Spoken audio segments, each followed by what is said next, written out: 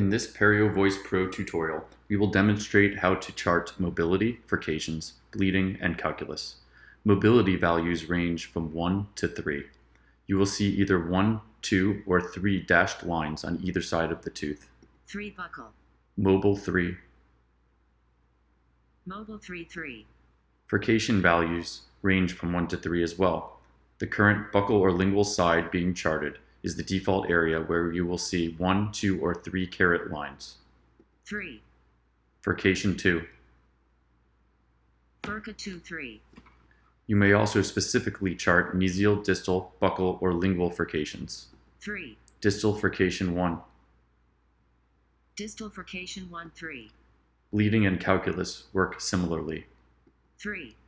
Bleeding, Bleeding 3. mesial calculus. Calculus 3.